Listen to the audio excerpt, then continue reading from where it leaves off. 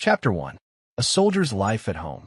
Coffee's on the counter. My wife called out from the kitchen, her voice flat, like it had been for months now.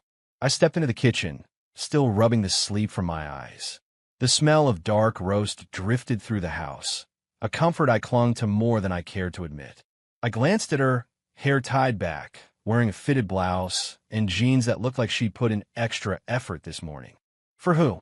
I wondered, then immediately shoved the thought away. "Morning," I muttered, leaning in to kiss her cheek. She shifted slightly, pretending to busy herself with the toaster. My lips brushed the edge of her hair instead. That tiny moment of rejection burned hotter than any bullet wound I'd taken in combat. "Big day?" I asked, pouring the coffee into my travel mug. "Just work?" she said quickly, not looking at me. "You know how it is. Endless paperwork." I forced a chuckle. "Yeah, paperwork. The real battlefield." Her lips curved into a smile, but it didn't touch her eyes. From the hallway came the sound of little feet pattering across the hardwood. Our daughter, Sophie, burst into the room, dragging her favorite stuffed bear by one ear. "Daddy," she squealed. I crouched down just in time to catch her as she jumped into my arms. Her small arms wrapped tightly around my neck, and for a moment, the weight of everything else slipped away. "Hey, soldier," I teased. "You reporting for duty?" She giggled. "Yes, sir." My chest swelled. Sophie was 7, sharp as a whip, with that boundless energy kids seem to manufacture out of thin air. She was my anchor, my reason for every late shift, every sacrifice. "Eat your cereal," my wife said, glancing at her phone on the counter. She picked it up, thumbs tapping quickly, then tilted the screen away from me. I noticed. Of course I noticed. I sat Sophie at the table and ruffled her hair. "You ready for school today?" "Uh-huh. We're having show and tell." "I'm bringing Daddy's medal," she said proudly, holding up the silver star I'd given her to keep in her little jewelry box. My throat tightened. That medal, it wasn't just metal and ribbon. It was Knights Under Fire, Brothers Lost, a reminder of the price paid. Seeing it in her small hands filled me with pride and pain all at once. "Careful with that, baby girl," I said softly, smoothing her hair. "That one means a lot." "It means you're a hero," she whispered. Across the kitchen, my wife's eyes flickered up from her phone, then quickly down again. No smile, no warmth, just silence. Later, while Sophie packed her backpack, I stood by the mantel where my medals and service photos were displayed. Bronze Star, Silver Star, ribbons from deployments most people couldn't even pronounce.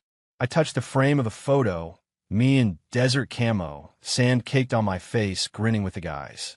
I could still hear the crackle of the radio, the thump of chopper blades overhead. That life was chaos, but it had purpose. This life, this quiet suburban house with a wife who barely looked at me. This was supposed to be peace. But lately it felt more like standing on a minefield, waiting. "You're staring at those things again," my wife said sharply from behind me. I turned. "They remind me who I am. They remind me of who you were," she muttered, almost under her breath, as she slipped her phone into her purse. I blinked. "What's that supposed to mean?" "Nothing," she said quickly. "Forget it." But the sting lingered. The drive to Sophie's school was filled with her chatter, new friends, new projects, her excitement bubbling like soda. I laughed, nodded, gave all the items, but my mind was elsewhere. At drop-off, she hugged me tight, whispering again, "You're my hero." I kissed the top of her head. "Don't you forget it." When she ran off, I sat in the car for a moment, gripping the steering wheel. My reflection in the rear view showed lines deeper than my years, eyes worn from battles both overseas and now at home. I thought about my wife's half-smiles, her phone always flipped face down, the way she flinched from my touch like I was a stranger. Hell, maybe I was. That evening, I came home to the smell of takeout boxes littering the counter. My wife was on the couch, laughing softly into her phone, voice pitched lower, like she didn't want me to hear. I stood silently in the doorway for a moment, watching. She glanced up, startled, then quickly ended the call. "Who was that?" I asked. "Work. Just a co-worker," she replied too quickly. "Work at 7 at night. Deadlines don't care about the clock," she snapped, then turned back to the TV. I clenched my jaw, forcing myself to drop it. Confrontation now would just push her further. Maybe I was paranoid. Maybe. I carried the food into the kitchen, my stomach growling. Sophie bounced in, waving a drawing. "Look, Daddy. I drew our family." I knelt down, studying the crayon picture. 3 figures. Me in uniform, Sophie in a pink dress, and my wife, smiling. But in the corner, Sophie had scribbled a 4th figure, tall with a badge drawn on his chest. "Who's this?" I asked lightly. "Oh, that's Mommy's friend," Sophie said innocently. My heart stuttered. "What friend?" She shrugged. "The man with the shiny badge. He came by when you were at work." My wife froze from across the room, eyes narrowing. "Sophie, don't make up stories." "I'm not," she insisted. "He gave Mommy flowers." The room went silent. I forced a smile, though my chest felt like it was cracking open. "That's a nice drawing, sweetie," I said, kissing her forehead. Later that night, lying in bed beside my wife, I stared at the ceiling. She scrolled on her phone, screen turned away. I wanted to ask, to demand answers, but instead I swallowed it down. She turned off the lamp without a word, rolling to the far side of the bed. In the darkness, I whispered to myself, "It's just stress. It's just me overthinking." She wouldn't, but the silence beside me said otherwise. And that was how the days bled together, coffee gone cold on the counter, her laughter meant for someone else, Sophie's innocent eyes catching things I wanted to ignore. I held on to my medals, my daughter's hugs, the echo of the word hero, because deep down I could already feel it. The battlefield wasn't behind me. It was here in my own home. Chapter 2. The Stranger in Uniform. It was a Saturday afternoon when she finally brought him home. I had been out back sanding down an old rocking chair, one of those projects I kept meaning to finish. Sophie was inside coloring, humming a tune. The air smelled like cut grass and wood shavings, and for a moment, life felt steady. Then the screen door creaked open. "Babe," my wife called, her voice carrying that brightness she rarely used with me anymore. "Come inside. There's someone I want you to meet." I wiped my hands on a rag, frowning at the shift in her tone. She sounded lighter, almost giddy. When was the last time she'd spoken to me that way? I stepped into the living room. That's when I saw him. Tall, broad-shouldered, standing in my house like he owned the air he breathed. A uniform hugged his frame, blue press shirt, badge polished to a shine, gun at his hip. His smile was too wide, too rehearsed. "This is Officer Gideon's," my wife said, her hand resting on the back of the couch, as though to steady herself. "He works in the neighborhood. He's been helping me out with a few things." Helping her out. The words landed heavy. Gideon's extended his hand, grip firm and lingering. "Always an honor to meet a veteran," he said, looking me dead in the eye. I shook his hand. His palm was warm, but there was no respect in his grip, just a test of strength. "You served, right?" Gideon's asked. "Army, wasn't it?" "Special operations," I replied, keeping my voice even. He let out a low whistle, smirking. "Man, that must have been, what, years ago? Hell of a thing to walk away from. Must feel strange going from high-stakes missions to sanding chairs in your backyard." The words hit like a gut punch, but I didn't flinch. "It's called building a home," I said quietly. "Different kind of mission." My wife chuckled lightly, almost too quickly. "He's just teasing. Don't get all serious." But Gideon's wasn't teasing. His eyes lingered on her, softening in a way I hadn't seen directed at me in years. Sophie bounded into the room, holding her stuffed bear.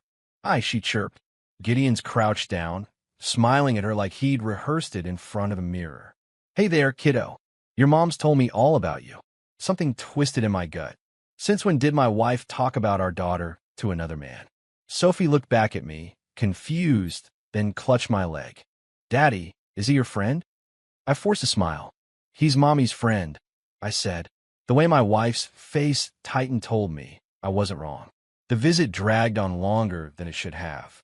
Gideon's sank into my recliner, uninvited, sipping the beer I handed him like it belonged to him.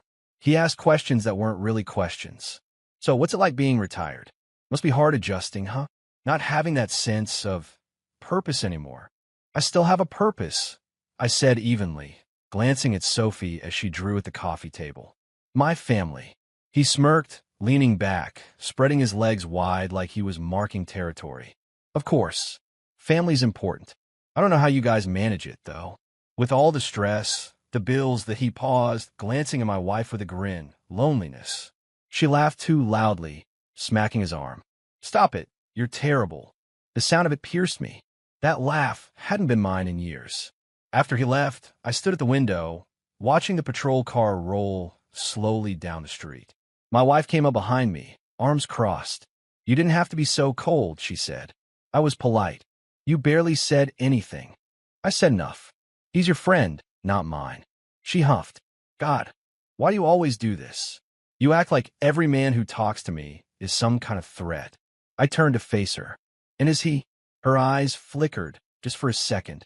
Then she rolled them. Don't be ridiculous. He's just nice to talk to. He gets things you wouldn't understand. That cut deeper than she knew, maybe deeper than she intended. But she didn't take it back. That night, after Sophie went to bed, I heard her phone buzz on the nightstand. She snatched it up before I could glance at the screen, thumbs flying across the keyboard. Work? I asked. Yeah. At 11 at night? She didn't answer, just rolled on her side, the glow of the phone lighting her face. I lay in the dark, staring at the ceiling, hearing every soft click of her typing like hammer strikes. Over the next week, the changes grew sharper. Her phone was always glued to her hand, flipped screen down when I entered the room. She started staying late at work more often, coming home with flimsy excuses about deadlines and late meetings. One night, I walked into the kitchen and found her leaning against the counter, whispering into the phone. She didn't notice me at first. Her voice was low, almost playful. No, stop, you're awful. I can't right now, he's home. My chest went tight. She froze when she saw me standing there. It's just Karen from work, she said too quickly, ending the call. Karen, I asked quietly. Yes, Karen. Don't start. Her eyes dare me to push it further, but I swallowed the questions clawing at my throat. One evening, Sophie asked me at dinner, Daddy, why is Mommy always smiling at her phone? The fork slipped from my wife's hand, clattering against the plate. She forced a laugh. Kids say the funniest things. But Sophie looked at me with wide, innocent eyes, searching for answers I didn't have. Lying in bed that night, I stared at the medals on the wall, their dull shine catching the moonlight through the window. Those medals had weight, had meaning. They weren't just decorations. They were pieces of me, proof that sacrifice mattered. Now, I wondered if any of it mattered to her anymore. Her back was turned to me, phone lighting the sheets. Her face tilted down with a faint smile she didn't show me anymore. I closed my eyes, whispering silently into the dark. Trust her. Don't jump to conclusions. Don't be that man. But deep in my gut, I already knew. Something was wrong. Chapter 3. Distance grows. It started small, like cracks in old plaster, barely visible at first, then spreading faster than I could patch them. We were in the kitchen on a Tuesday evening. I had just gotten home from work, boots still dusty, sweat soaking the back of my shirt. Dinner was half prepped, meat sizzling in a pan, vegetables chopped, the smell of garlic filling the air. You're cooking again? She asked, dropping her purse on the counter with a thud. Yeah, I said, trying to keep my tone light. Thought I'd surprise you. You've been busy, figured I'd take something off your plate. She gave a dry laugh, scrolling through her phone. Busy doesn't even cover it. Some of us can't just punch out and be done with the day. I stirred the pan slowly. I don't exactly sit around either. She glanced up, eyes narrowing. You're not the same man you used to be. The words hit like a sucker punch. I froze, spatula hovering midair. What's that supposed to mean? You used to have drive, passion, fire. She waved her hand vaguely, eyes already drifting back to the glowing screen in her palm. Now it's just work, eat, sleep, repeat. I'm providing, I said, my voice harder than I intended. That's fire enough for me. She rolled her eyes. Providing doesn't make you exciting. Sophie padded into the kitchen just then, clutching her stuffed bear. She looked from me to her mother, sensing the sharpness in the air. Why are you two always mad? She asked quietly. I knelt down, forcing a smile I didn't feel. We're not mad, sweetheart. Just talking loud. Her little brow furrowed. You don't sound happy. My chest tightened. I brushed a strand of hair from her face. Don't worry about us, okay? Go set the table for Daddy. She nodded slowly, shuffling off, bare dragging along the floor. My wife's sigh cut through the silence. See? Even she notices.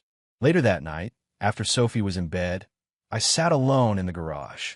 The rocking chair sat half-finished in front of me, with dust on my jeans. I ran the sander back and forth, the drone filling the empty space in my chest. Her words replayed over and over. Not the same man you used to be. She wasn't wrong. I wasn't that 20-something kid storming compounds in the desert, adrenaline pumping, fire in my veins. I was older now, wiser maybe, tired definitely. My fire was focused inward, on holding my family together, not burning down the world. But maybe, in her eyes, that wasn't enough. The next morning, I tried again. I woke early, made pancakes, bacon, scrambled eggs. The kitchen smelled like a diner. I set the table with Sophie's favorite plate, shaped like a cat. When they came downstairs, Sophie's eyes lit up. "Pancakes," she squealed, running to the table. I smiled, pouring syrup for her. Only the best for my soldier. My wife glanced at the spread, one eyebrow arched. "You know I'm trying to watch what I eat, right?" I paused, spatula in hand. "I didn't know that." "Well, maybe notice next time," she muttered, grabbing only a piece of toast before heading back upstairs with her phone. Sophie looked at me, frowning. "Mommy didn't like it?" I swallowed hard. "She's just not hungry, baby girl. More for us." We ate together in silence, the empty chair at the table louder than gunfire in my ears. That weekend, I bought flowers. Roses, her favorite, or at least they used to be. I left them on the kitchen counter with a note scribbled in my messy handwriting. "Still love you. Always will." When she came home, she barely glanced at them. "Roses again?" she said flatly. "They die in a week." I forced a laugh. "So I'll buy more." She didn't smile. I threw myself into fixing things around the house. The leaky faucet? Tightened. The squeaky door hinges? Oiled. I even built Sophie a treehouse in the backyard, staying up past midnight hammering nails under the glow of a work lamp. Sophie squealed with joy when she saw it. "Daddy, it's perfect." She climbed up and waved from the little window like a princess in her castle. I looked toward the house, waiting for her mother to appear at the door to see what I had done for our family. But she never came outside. That night, when I mentioned it, she shrugged. "A treehouse? She'll outgrow it in a year." Her words were a dagger. Our arguments grew sharper. Shorter, but sharper. "You never listen to me," she snapped one evening as we folded laundry. "I do listen," I said, carefully matching socks. "No, you nod and then do whatever you want anyway." "I fix things. I cook. I try. Doesn't that count for something?" She threw a shirt into the basket with a harsh flick. "You're trying, but it feels empty, like you're just going through the motions." I stared at her. "And you're not." Her silence was answer enough. Sophie noticed more than we thought. One night, while I tucked her in, she whispered, "Daddy, are you and Mommy going to get a divorce?" The question nearly broke me. "Why would you say that?" "Because you don't laugh together anymore." My throat burned. I kissed her forehead, forcing my voice to stay steady. "Don't you worry about that, soldier. Daddy's not going anywhere." But when I stepped out of her room, my knees almost gave out. Lying in bed beside my wife, I watched her scroll her phone, her face lit up by messages I couldn't see. I wanted to grab it to demand answers, but I didn't. Instead, I whispered, "Do you even see me anymore?" She didn't look up. "Don't start." My chest tightened. I rolled over, staring at the wall, the words echoing in my head. "Not the same man you used to be." I wondered if she was right. Had I lost something along the way? Had I traded the man I was for a version she couldn't love? The seeds of betrayal had been planted deep in my heart, and though I tried to drown them with effort, with patience, with blind faith, they were growing all the same. Chapter 4. The Breaking Point. The house was quiet when I came home that night, too quiet. Sophie was already in bed, her door cracked open with the soft glow of a night light spilling out. I set my boots by the door and moved down the hallway, shoulders aching from another long day. That's when I heard it.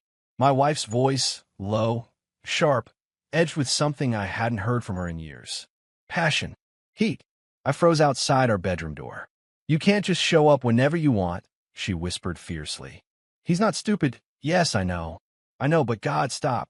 You can't say things like that when he's home. A pause. Silence on her end. Then, softer. I miss you too. The words cut through me like shrapnel. I pressed my palm against the wall, steadying myself as the blood roared in my ears. Her laugh, low, throaty, echoed in the room. The kind of laugh she used to give me, back when we were young and reckless. Now it belonged to someone else. I should have stormed in. I should have ripped the phone from her hand, demanded the truth. Instead, I stood there listening like a coward, every muscle tight. Finally, I heard the click of the call ending. I slipped back into the hallway, moving toward the kitchen as if I'd just come in. When she appeared moments later, phone still in her hand, I forced a smile. Hey, she flinched, then plastered on her own smile. Hey, you're home late. Yeah, I said evenly. Work ran long. Her eyes darted away, guilt written all over her face. I'll make you a plate. I watched her move around the kitchen, hands trembling slightly as she dished cold pasta into a bowl. Every motion screamed lie. I sat down, my appetite gone, and thought, it's undeniable now. She's not mine anymore. The next day, I drove out to meet someone I hadn't seen in months, Ryan, an old army buddy. We met at a diner off the highway, the kind of place where the coffee was always hot and the waitress called you Han. Ryan slid into the booth across from me, still broad-shouldered, hair cropped short. He studied me for a moment. You look like hell, brother. Feel like it too, I muttered. We ordered coffee, then I leaned in. Something's wrong at home. His expression sharpened. Talk to me. I told him everything, the late nights, the laughter meant for someone else, the whispers into the phone I wasn't supposed to hear. My voice cracked when I admitted the words I'd caught. I miss you too. Ryan leaned back, jaw tight. And you sure it's that cop? The one she introduced you to. Who else? I said bitterly. Sophie even mentioned him. Drew him in a damn picture. He shook his head slowly. I hate to say it, but something's not right. Don't ignore it. Guys like that, cops with a badge and an ego, they thrive on taking what doesn't belong to them. And if she's giving him an opening, I stared down at my coffee. I keep telling myself I'm overthinking, that maybe I'm paranoid. Ryan's voice was firm. You've been through war zones. Your gut doesn't lie. Don't dismiss it. I nodded, though my chest ached. Back home, things only grew worse. She stopped hiding her distance. She stayed out later, came home smelling faintly of cologne that wasn't mine. When I asked, she snapped. You're suffocating me with all these questions, she shouted one night, slamming her purse on the counter. I'm asking because I care, I said, trying to keep my voice calm. Care? Or control? She shot back. Sophie peeked out from the hallway, clutching her bare, eyes wide. Mommy, Daddy, stop fighting. My wife exhaled loudly. Go back to bed, sweetheart. Mommy and Daddy are just talking. But Sophie didn't move until I crouched down and kissed her forehead. It's okay, soldier. Everything's fine. She gave me a small, doubtful nod before shuffling away. The silence that followed was heavier than any argument. Days later, the worst came in a moment I never expected. I was sitting in the living room, polishing the frame of my silver star. It was a ritual I kept, quiet, steady, a way of honoring the past and remembering the brothers who hadn't come home. She walked in, glanced at the medal, and smirked. Still clinging to those? You act like they make you some kind of hero. My head snapped up. What did you just say? You heard me. She folded her arms, her eyes cold.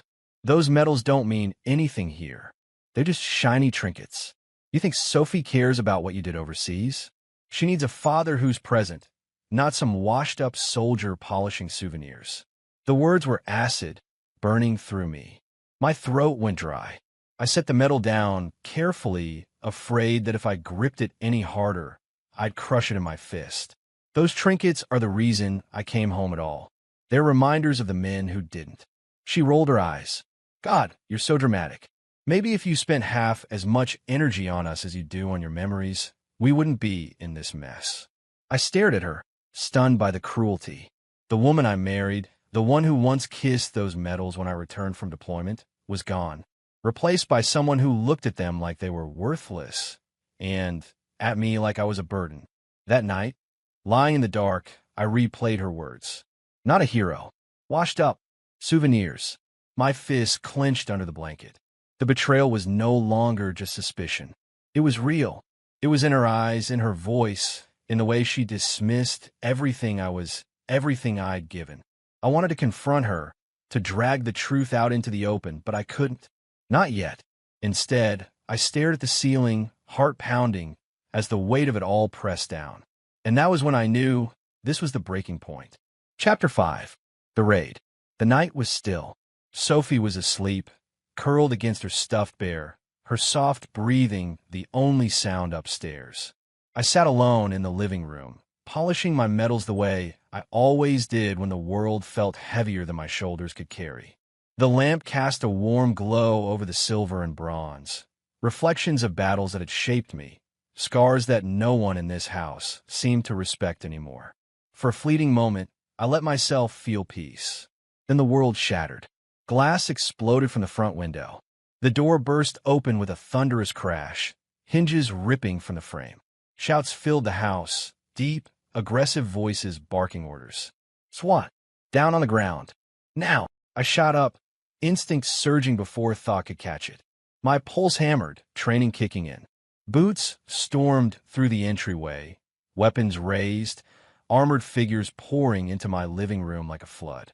And then I saw him, the leader, the bastard, Officer Cole Matthews, my wife's so-called friend. His smug face was half hidden under a tactical helmet, but the grin gave him away. He raised his hand, and the shouting died down. The men behind him fanned out, guns still trained on me. Well, Cole drawled, stepping forward like he owned the place. "Look at the mighty soldier. Not so mighty now, huh?" I clenched my jaw, fists curling at my sides. "What the hell is this?"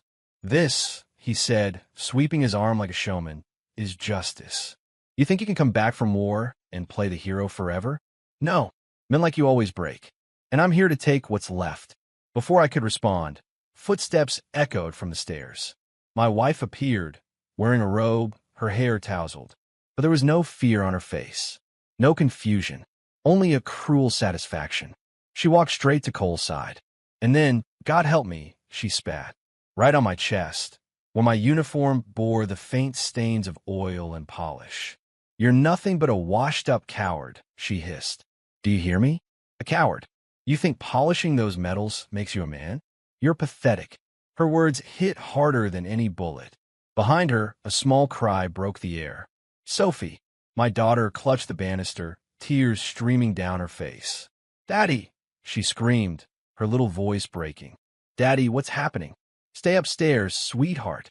I shouted, my chest splitting apart at the sight of her fear. Cole turned, grinning up at her. "Don't worry, kiddo. Your daddy's not in charge anymore. Don't you talk to her?" I snapped, my voice low, dangerous. Cole faced me again, stepping close until we were nearly nose to nose. His eyes gleamed with arrogance, with the kind of hunger that fed on another man's ruin. "I'm taking everything, soldier," he sneered, voice dripping venom. "Your medals, your honor, your wife, and your precious little daughter." Sophie sobbed, her cries echoing through the house like sirens. "No, I want Daddy. Don't hurt Daddy."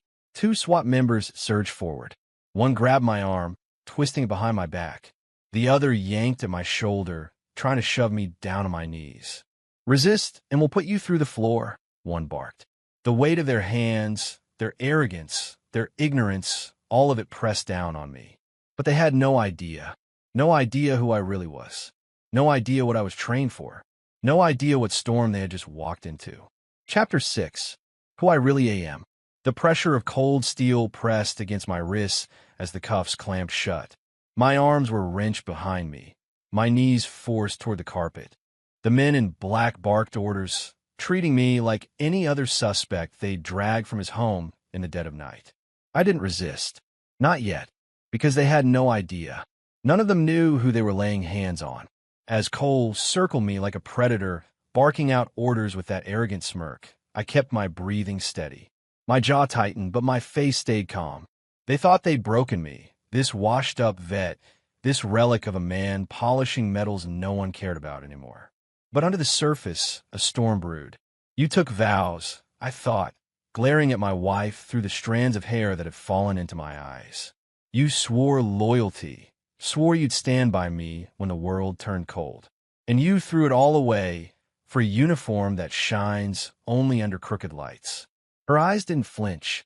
She stood proudly at Cole's side, as if she belonged there, as if everything I had bled for meant nothing. The men shoved me down harder, one boot pressing against my back. My teeth ground together, rage surging through me. I could have broken the hold in seconds less. I could have disarmed the man with the boot, spun his rifle, and had the room under my control before they even realized what was happening. But I didn't, because this wasn't the place. Not yet. In my mind, the present blurred, giving way to memory. Dust, heat, the smell of cordite heavy in the air. I saw the faces of my brothers in arms, men who'd followed me through fire, through ambushes, through night raids that the public would never hear about. I remembered the whispers of my call sign, passed in briefing rooms, muttered with respect by generals who knew I could do the jobs no one else could stomach. Special operations, not just infantry, not as a grunt. The missions I carried out weren't on record. My medals weren't just decorations, they were shadows, acknowledgments of things I could never say aloud. I dined in rooms where senators shook my hand. I'd stood behind doors when presidents whispered strategies the public wasn't ready to hear. I had numbers in my phone that could shut down entire operations with a single call. And now I was on my knees in my own living room, mocked by a small-town cop who thought a badge made him powerful. The absurdity of it almost made me laugh. Cole crouched in front of me, leveling his smug grin inches from my face. Not so tough without your rifle. Huh, soldier boy? What are you now? Just a man with dust on his trophies. I met his gaze, silent, calm. That unnerved him more than I expected. He leaned back slightly, narrowing his eyes. Nothing to say, no smart comeback. Behind him, one of his men chuckled. Guess the war hero finally ran out of fight. Another chimed in, should have stayed overseas if he wanted respect. Their words bounced off me. They thought they were breaking me down, humiliating me. But all they were doing was feeding the fire simmering in my chest. Sophie's cries echoed faintly from upstairs. My daughter's voice, a sound that had carried me through nights in hostile territory, a sound I'd sworn to protect above all else. And here they were, mocking me under the same roof where she slept. I closed my eyes briefly, steadying myself. Patience, I reminded myself. Wait for the right moment. The flashbacks came sharper now, memories of ambushes where I'd lain perfectly still, waiting for the enemy to think they had me. I let them jeer. I let them spit. I let them raise their weapons, laugh in victory. And then, when their arrogance reached its peak, when they were certain of their triumph, I struck. Lightning. Precision. No hesitation. That was who I was. That was who they'd cuffed in his own home, mistaking restraint for weakness. Cole leaned closer, lowering his voice to a whisper meant only for me. I'll say this once, soldier. You're finished. I've got your wife, your daughter. You're nothing but a ghost in this town.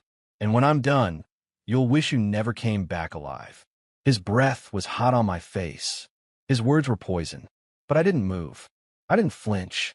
I just let the silence stretch, my calm gaze boring into his. Because he had no idea who I really was. And I was going to make sure the moment he found out burned itself into his memory forever. So I let them push me, let them sneer, let them spit on the life I'd built. I waited for the perfect moment. Chapter 7. The call. Cole's boot pressed harder into my back, grinding me against the carpet. The weight of his men's laughter filled the room like smoke. My wrists ached in the cuffs, but my mind was clear, razor sharp. He crouched low again, close enough for me to smell the cheap cologne he drowned himself in. I told you once already, soldier, he said, voice dripping venom. I'm taking everything. Your medals, your honor, your wife, and that precious little girl of yours. You're done. I felt a grin pull at the corner of my mouth. A slow, dangerous smirk. Cole froze for a moment, clearly not expecting that. What the hell are you smiling at? I lifted my head just enough to meet his eyes. My voice was calm, steady, at how stupid you are. The laughter behind him died instantly. The room shifted, the air heavier now. Cole's jaw tightened. Careful, old man. You're not in a war zone anymore. This is my territory. I let the silence stretch, then spoke with deliberate calm. You think you've won? You don't even know what game you're playing. His nostrils flared. Big words for someone face down on the floor. I chuckled, a low sound that made one of his men shift uneasily. See, that's the difference between you and me. You think power comes from a badge and a squad kicking down doors. But real power. I tilted my head toward the side table, where my phone Saturday, it's one call away. Cole frowned. Don't try me. You're cuffed. You're nothing. Then humor me. I said evenly. Let me make one call. If I'm bluffing, you'll have your laugh, and I'll sit here like you want. If I'm not, my smirk deepened. You'll wish you never stepped foot in this house. He studied me, tried to gauge if I was serious. My wife, God help me, stood at his side, her smirk as smug as his. Don't listen to him, she snapped. He's bluffing. He always talks big, but he's nothing. Just a washed-up coward polishing medals no one cares about. I looked at her, my smile never faltering. Watch closely, I murmured. Cole's pride got the better of him. He jerked his chin toward the phone. Fine, give the old man his call. Let's see what fairy tale he spins. One of his men shoved the phone toward me, clearly amused. My cuffed hands fumbled, but I managed to press the familiar sequence of numbers I hadn't dialed in years. Numbers burned into memory, never deleted, because I always knew one day I might need them. The line clicked. A stern voice answered almost immediately. This is General Hawthorne. The room went still. Even Cole straightened slightly. My throat tightened, but my voice was steady, formal. Sir, it's Sergeant Major Gideon Valen. There was a pause. Then, sharp and commanding. Valen? I'll be damned. Son, where the hell have you been? I ignored Cole's confused expression, pushing forward. Sir, I wouldn't call unless it was urgent. I have a situation in my residence. Local law enforcement, under questionable command, has executed an unlawful raid. My daughter is in the house. My wife, my eyes locked with hers, my tone hardening, has aligned herself with one of the officers. They're attempting to take my property, my family, and smear my record. Hawthorne's voice turned cold steel. Stay calm. Don't resist. I'll handle this. Yes, sir. The line clicked off. I set the phone down gently, then looked up at Cole with that same smirk. Tick-tock. He barked out a laugh, forcing his men to join in. Oh, that's rich. Who'd you call, huh? A drinking buddy? Some old army pal with stories no one believes. He leaned in, sneering. You really think anyone's coming to save you? But beneath the bravado, I saw it, the flicker of doubt in his eyes. Minutes ticked by. He ordered his men to secure the house, to keep me pinned, to watch the windows. My wife tried to laugh along with them, but her arms were crossed too tightly, her smirk strained at the edges. And then it happened. The low rumble of engines outside. Headlights swept across the living room wall. Black SUVs, 3 of them, rolled to a stop in my driveway. Doors slammed, heavy and deliberate. Boots hit the pavement in unison. Cole's swagger faltered. What the hell? He muttered, moving toward the window. Outside, men in dark suits fanned out with precision, earpieces glinting, hands resting on holstered weapons. Their presence was different. Not local cops. Not SWAT. Federal. The lead agent stepped forward, flashing credentials against the glass before speaking into a radio. Seconds later, the front door, what was left of it, swung open again. Not with the reckless crash of Cole's team, but with authority. Controlled. Final. Agent Kessler, Department of Defense Oversight Division. The man announced, his voice sharp as a blade. His eyes swept the room, landing on me first. Sergeant Major Valen. Sir, are you unharmed? Cole froze. His men shifted uncomfortably, their rifles lowering slightly. I rose slowly to my knees, straightening as much as the cuffs allowed. I'm fine, Agent. Thank you. Kessler's gaze flicked to Cole. And you are? Cole squared his shoulders, but his arrogance didn't carry the same weight now. Officer Cole Matthews, County SWAT. We had probable cause. Kessler cut him off, unimpressed. You had nothing. This house and this man fall under federal protection. And you just stepped into waters so far above your head, you can't even see the surface. The color drained from Cole's face. His men looked at each other, uncertain. The confidence, the cocky grins, they melted away, replaced by unease. And then I saw it. My wife's face. The smugness she'd worn like armor all these weeks slipped. Her eyes darted between Cole and the agents, realization dawning that the man she'd thrown her life into wasn't invincible. Her lips parted. Panic flickered. For the first time since this nightmare began, she looked afraid. Chapter 8. The Fall of the Betrayers. The living room that had moments ago been filled with Cole's arrogance was now drowned in authority. Agent Kessler's team moved with precision, surrounding the SWAT officers like a wolf pack closing in. The shift was palpable. Control had changed hands. "Drop your weapons," Kessler ordered. His tone wasn't loud, but it carried the weight of finality. Cole's men hesitated, looking to him for guidance. For weeks, maybe months, they'd followed his swagger without question. But now, his badge didn't shine so bright under the eyes of real power. One by one, rifles clattered to the floor. The sound was like dominoes falling. Cole's jaw worked furiously as his grip on control slipped through his fingers. "This is a mistake," he barked. "I had cause. This man," he jabbed a finger toward me, still cuffed but standing tall, "is dangerous. He's unstable." Kessler raised an eyebrow. "Sergeant Major Valen? The man who spent 20 years in service, carrying out missions your mind couldn't even begin to comprehend? The man with direct authorization from the Pentagon to be left the hell alone." His voice cut like glass. "You executed an unlawful raid. You abused your position. And now, Officer Matthews, you're done." The words landed like a gavel. Cole opened his mouth, but no sound came out. His bravado cracked, a flicker of fear flashing in his eyes. Behind him, my wife gasped. No, this isn't right. He's lying." "Cole wouldn't." Kessler turned to her, expression ice cold. "Ma'am, you were complicit. You assisted in misleading law enforcement, giving access to a private residence under false pretenses. You may want to stop speaking before you incriminate yourself further." Her face drained of color. For the first time, her smug mask shattered, leaving only raw panic. Sophie's small footsteps echoed down the stairs. She clutched her bear tight, eyes red from crying. She rushed past her mother without hesitation, straight into my arms. "Daddy," she sobbed, burying her face in my chest. "I was so scared. Don't let them take you."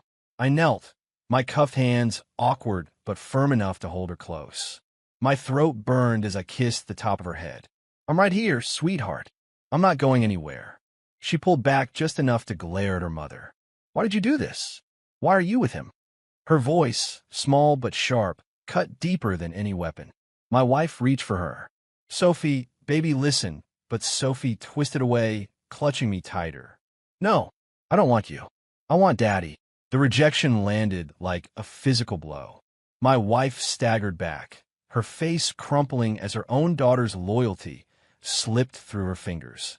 And in that moment, I saw her clearly, not the woman I'd married, not the woman who once promised forever, but the woman she'd become. A betrayer standing exposed, stripped of every illusion she had wrapped herself in. Cole tried to rally, his voice breaking as he shouted over the chaos. "You can't do this. You can't just walk in here and strip me of authority. I'm the law here." Kessler didn't even blink. "You were the law, until 5 minutes ago.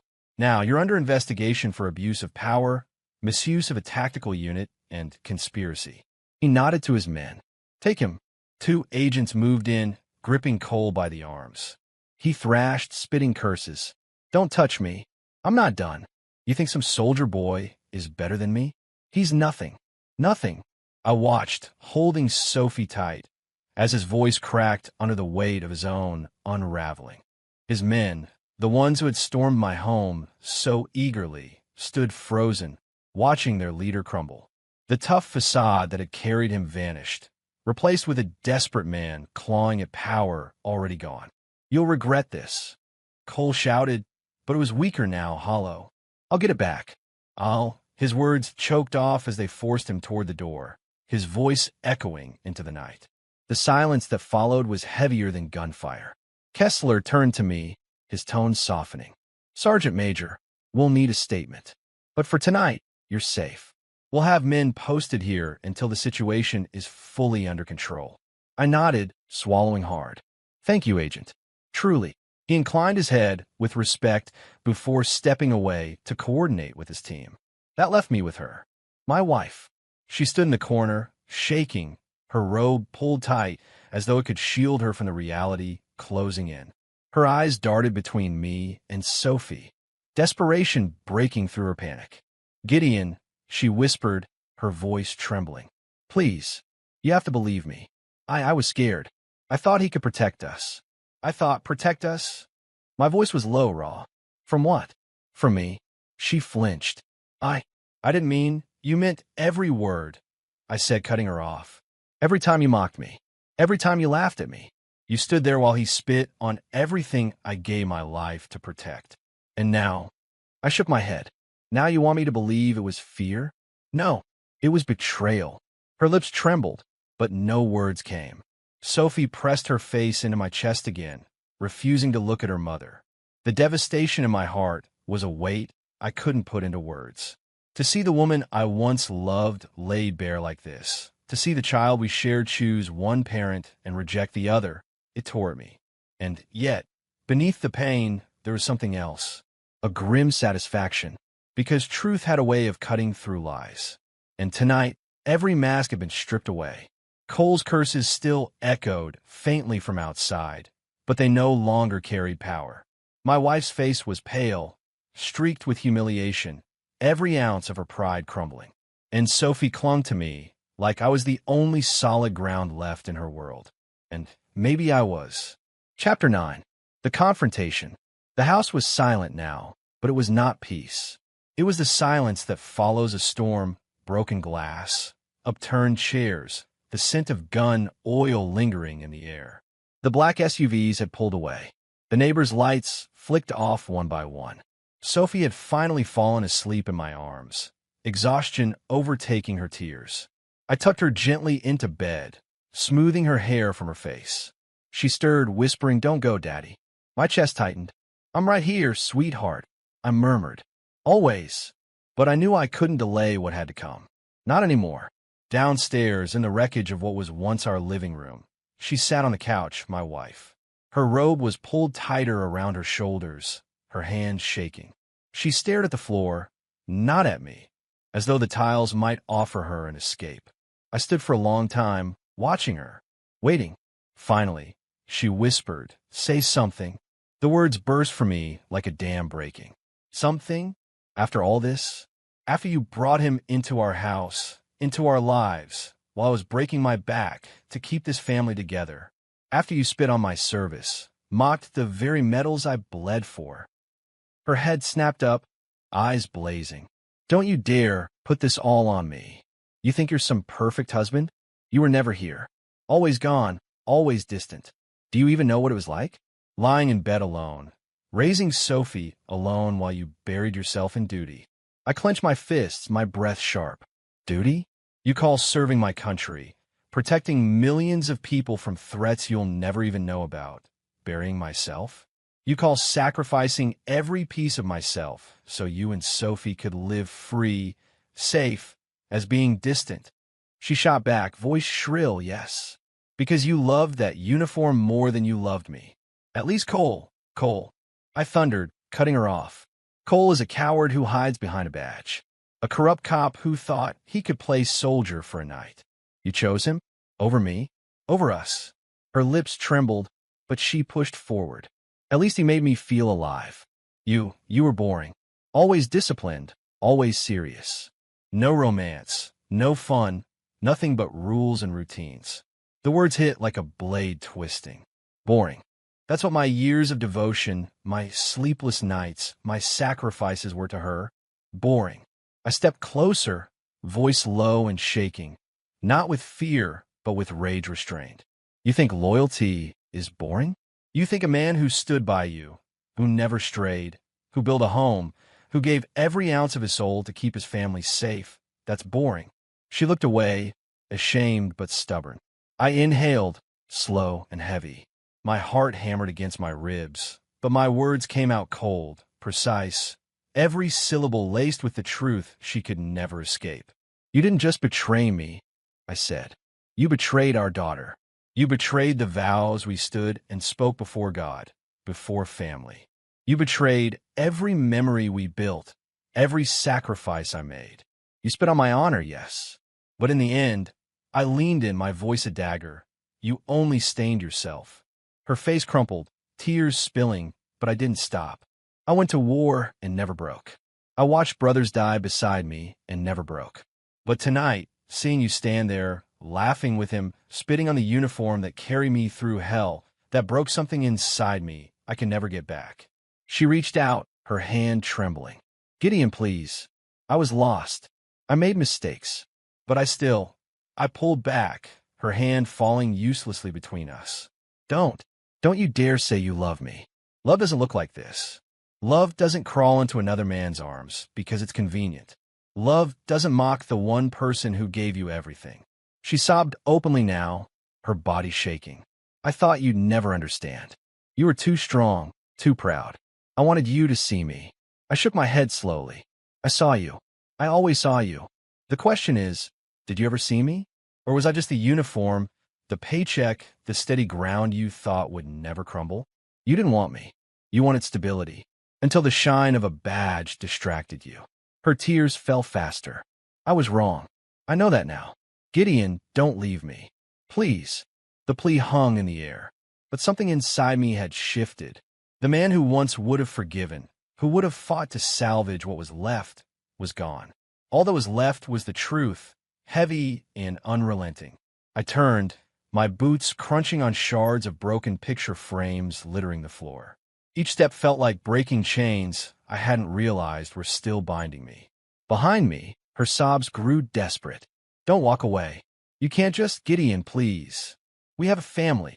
I stopped in the doorway, my back to her. My shoulders rose and fell with one final breath. Then I said the only words left to say. "You destroyed our family the day you let him in. I'm just reclaiming what's left of my dignity." And without another glance, I walked away. Chapter 10. Redemption and Resolve.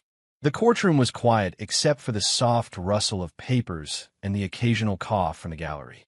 Sophie sat beside me, clutching my hand with a grip so tight it left fingerprints on my palm. Her small face was solemn, but there was a light in her eyes that hadn't been there for weeks. Across the room, my wife sat in a corner alone. No smugness remained, no defiance. The woman who had once thought she could manipulate every situation now had nothing, no allies, no charm, no power. The betrayal she had wrapped herself and laid bare for everyone to see. Cole sat nearby, flanked by guards. His posture was rigid, his arrogance evaporated into the thin air of the courthouse. Every smirk and cocky glance he had once flashed had been replaced with a mixture of fear and frustration. He was a man stripped of illusions, powerless in the presence of authority far greater than his own. The judge's gavel came down with a definitive rap. "We are here today to rule on matters of custody, misconduct, and abuse of authority." I exhaled slowly, keeping my composure. My medals, polished and gleaming in their case at home, were not here, but their weight was in my chest. Each one carried a story, each one a reminder of sacrifice, loyalty, and honor.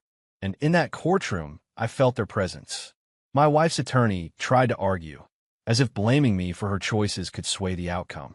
She was emotionally neglected, he said. He was often away, overly strict. She acted out of confusion and fear. I cut him off, voice calm but sharp. "Your Honor, my daughter was never neglected. She had everything a child could need: love, stability, protection. The neglect was emotional, yes, but not mine. It was caused by deceit, by lies, by betrayal, by her mother choosing someone else over our family." The judge nodded slowly, taking notes. Cole shifted uncomfortably in his seat. I noticed the way he avoided my gaze. "Gideon Valen," the judge said, "your record, your history, and your service to this country are indisputable. You have provided a stable, loving environment for your daughter. The court finds in favor of full custody to the father. Sophie will reside primarily with her father, with supervised visitation rights for the mother until further review. Sophie's eyes widened. She looked up at me, a smile breaking through her tear-streaked face. "Really, Daddy?" "Yes, baby," I whispered, squeezing her hand. "You're staying with me." She threw her arms around my neck, clinging as if she would never let go. For a long moment, I just held her, the weight of weeks, months, years of betrayal and fear melting into something heavier, but purer, relief. Outside the courthouse, the world seemed sharper, brighter. The air was crisp, carrying the promise of renewal. Journalists shouted questions at Cole and my wife, but they didn't answer. Their faces betrayed shame and disbelief. Cole was led to a waiting vehicle, handcuffed. Federal charges of misconduct, abuse of authority, and conspiracy hung over him like a guillotine. The arrogance that had once fueled him was gone, replaced by a hollow resignation. My wife lingered by the steps, her robes flapping in the wind. She wanted to speak. I didn't turn. Sophie tugged at my hand, eyes wide. "Can we go home now?" "Yes, sweetheart," I said. "Home." I held her hand tighter as we walked away. Every step was deliberate, each one a reclaiming of control. The betrayal had taken its toll, but I refused to let it define me. Back home, the living room was quiet again. I set Sophie down and crouched her level. "You want to see something?" She nodded eagerly. I opened the metal case I had brought with me. Silver stars, commendations, purple hearts, all gleaming. But this time, they weren't just reminders of past battles. They were proof that no one, no matter how clever or corrupt, could diminish my honor. "Wow," she breathed. "They're beautiful, Daddy." "They're important," I said, placing a hand over the case. "But the most important thing is that I keep my word, that I protect you, that I live by honor. Those medals, they're symbols, but the real thing is in here." I tapped my chest. "This is where honor lives." She leaned against me, quiet for a moment, then whispered, "I love you, Daddy." And that was enough. Days later, the paperwork was finalized. My daughter's custody was official, my wife's visitation strictly supervised. Cole faced an investigation that would almost certainly end in prison and permanent disgrace. Justice had been served, measured, and unwavering. I walked through my home, surveying the rooms that had once felt suffocating with betrayal. Now, every corner carried possibility. I could feel the pulse of life returning, slowly but surely. I began fixing small things, tightening screws, polishing wood, rearranging furniture. Actions that felt mundane were, in reality, rituals of reclamation. Each task was a declaration. I was still standing. I still mattered. At night, I watched Sophie sleep. Her breathing was even, her face serene. I brushed a strand of hair from her forehead and whispered, "We're going to be okay, baby. You and me. Always." Weeks turned into months. I returned to my routines, work, community, volunteering with veterans, but now with a different perspective. My honor was intact. My family, rebuilt in the aftermath of betrayal, stronger than ever. The medals remained in their case, polished and bright, but they no longer weighed on me. They were not trophies for others to admire, but reminders of resilience, of integrity, of the truth that no one could take away. I saw my wife only in court-mandated meetings. She spoke little, each word a reminder of choices she could never undo. And Cole? Prison. Disgraced. Powerless. Both had thought they could take everything from me. But they were wrong. Because honor is not something handed out or stolen. It is something earned, carried quietly in every choice, every sacrifice, every action. As I sat with Sophie in the quiet of our home, I reflected on everything lost, everything regained, and everything that would never touch me again. And I knew, in that moment, that no betrayal, no act of malice, no corrupt badge could strip a man of the one thing that mattered most. They thought they were taking everything from me. I whispered softly, to no one but the night, to the walls that had witnessed so much. But a man who lives by honor can never be stripped of it.